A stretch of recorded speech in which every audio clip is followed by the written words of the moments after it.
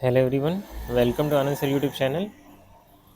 आज हम लोग सेमीकंडक्टर से रिलेटेड एक टॉपिक को स्टडी करेंगे और इस टॉपिक का नाम है हाफ वेव रेक्टिफायर। तो रेक्टिफायर एक तरह का डिवाइस है जो कि अल्टरनेटिंग करंट या वोल्टेज को डायरेक्ट करंट, वोल्टेज या करंट में बदलता है। ठीक है, तो एसी से अगर हमें डीसी में जाना है तो हम लोग रेक्टिफायर का इस्तेमाल कर सकते हैं। और रेक्टिफायर दो तरीके का हो सकता है, हाफ वेव और फुल वेव।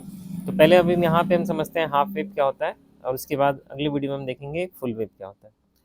तो अगर हमें रेक्टिफायर बनाना है तो हमें जंक्शन डायोड की ज़रूरत पड़ेगी, और अगर हम हाफ वेव रेक्टिफायर बना रहे हैं तो हमें एक जंक्शन डायोड की ज़रूरत पड़ेगी। ओके, तो हम लोग यहाँ पे क्या कर रहे हैं कि दो कॉइल हम लोग लेते हैं ट्रांसफार्मर से रिलेटेड। तो यहाँ पे हमारे पास ट्रांसफार्मर का कोर है जिसको हम लोगों ने पैरेलल लाइन से दिखाया है, और P1 P2 है primary coil of the transformer, और S1 S2 है secondary coil of the transformer. Okay, P1 P2 के अक्रॉस हम लोगों ने यहाँ पे आउटपुट इनपुट AC वोल्टेज दिया है, और ये वोल्टेज अल्टरनेटिंग करंट के कैरेक्टरिस्टिक्स का होगा। इसका मतलब इसमें पॉजिटिव एंड नेगेटिव दोनों साइकिल में हमें करंट देखने को मिल सकता है। जैसे हम यहाँ पे इनपुट वेव फॉर्म में हम लोगों ने इसको बना के दिखाया हुआ है।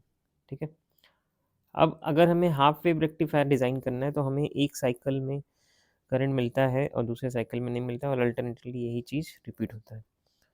तो P1 P2 के अक्रॉस अगर हम लोग यहाँ पे करंट देते हैं और S1 S2 के साइन के अकॉर्डिंग हम जंक्शन डायोड को फॉरवर्ड बायस या रिवर्स बायस कर सकते हैं, और उसके अकॉर्डिंग RL के अक्रॉस हमें करंट या वोल्टेज मिलेगा।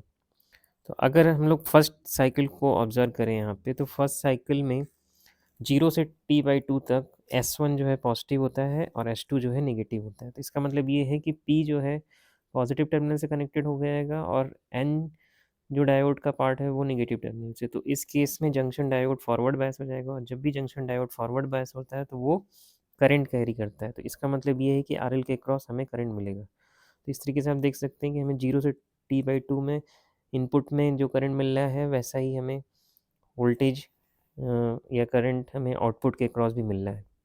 फिर अगर हम सेकेंड साइकिल में आते हैं T/2 से लेके T तक, तो उस केस में S1 नेगेटिव हो जाता है और S2 पॉजिटिव हो जाता है। इसका मतलब ये है कि जंक्शन डायोड रिवर्स बायस हो जाएगा।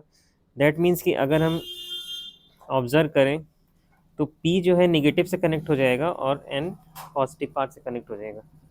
ओके, और इसका मतलब ये है कि डायोड जो है हमारा रिवर्स बायस हो गया। तो रिवर्स बायस में हमें कोई भी वोल्टेज या करंट नहीं मिलता है। इसलिए आप देख सकते हैं कि सेकंड साइकिल के दौरान हमें इनपुट में तो करंट या वोल्टेज मिल रहा है, बट आउटपुट में हमें जीरो करंट या वोल्टेज मिल रहा है। ओके, सो इस तरीके से हम करंट इस तरीके से हम लोग हाफ वेव रेक्टिफायर की वर्किंग को एक्सप्लेन कर सकते हैं। और अगर हम करंट की कैरेक्टरिस्टिक की बात करें तो करंट का कैरेक्टरिस्टिक्स यूनिडायरेक्शनल होगा, लेकिन इंटरमिटेंट और पल्सेटिंग होगा। Okay, thank you for watching this video and have a nice day.